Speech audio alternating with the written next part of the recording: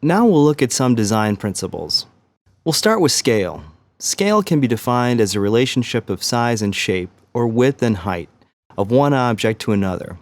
We have no idea how big this rock is because we can't put it in context until we see how it compares with a penny, whose size we know. A building's scale depends on what is nearby and is a key factor in determining how well it blends with its surroundings. Notice how the two-story house on top looks out of place with much smaller one-story homes, while in the second row it fits because it is in scale with its neighbors. Notice how the new building on the left dwarfs the older building on the right. Human scale can be defined as a relationship of a person to the physical environment, for example, to buildings, trees, parking lots, streets. While the house on the top half of the sketch is built to accommodate a person, the building on the bottom is built for an airplane. Do you feel like you fit in this parking lot? What about this one? How does it make you feel? Clearly it was designed for people driving, not for people walking. And there is no comforting sense of refuge for someone getting out of a car. Where would you feel comfortable and connected to your surroundings? Here or here? Instead of the street being designed for people walking to human scale, it's designed for people traveling in vehicles or auto scale. While this picture and the previous one are from Charlotte, North Carolina, the first shows the redevelopment of the Charlottetown Mall, the first enclosed shopping complex in the South, into a mixed-use, pedestrian-friendly place, now called the Metropolitan, as shown in these two additional views.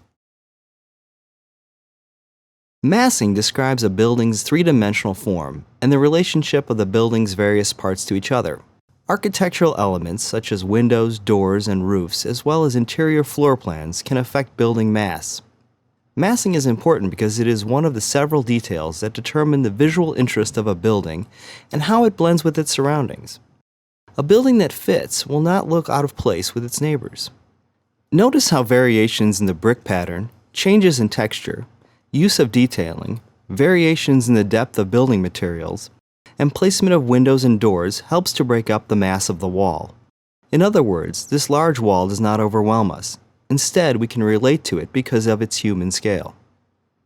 In contrast, the mass of this wall makes it feel forbidding, not welcoming. This is not a human scale place.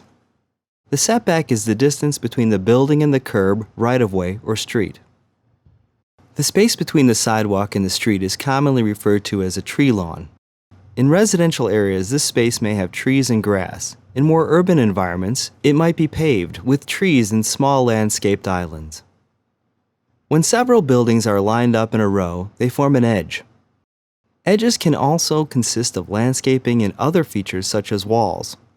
An edge distinguishes between what's here and what's there and helps orient us in the landscape. In this picture, we have two edges. The stone wall next to the sidewalk provides an edge for the landscaping, and the wood banisters are an edge for the porch. Both edges help define the space. Edges can be curved. Rhythm in architecture refers to repetition of design elements, such as lines, shapes, or dimensions. It could also include massing of groups of buildings. Landscaping can create rhythm. Landmarks are unique, prominent focal or turning points in the landscape. They can be found in nature or built by people and tend to be visible from many locations. They might be notable because they are taller or bigger than nearby features, or because they are prominent for another reason, such as a setback or their location. They help us to get our bearings in the physical world while providing a sense of history and community.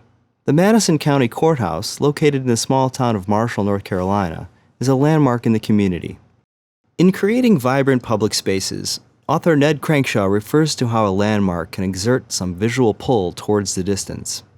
Another design element is a terminated vista, which refers to any building, object, or feature serving as the focal point and blocking the view from extending further.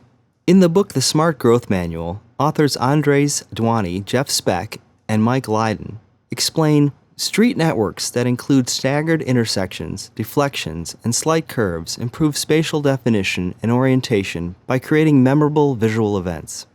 In a blog for Better Cities and Towns, Scott Doyen writes that terminated vistas make our communities interesting, and interesting places engage people at a more intimate emotional level.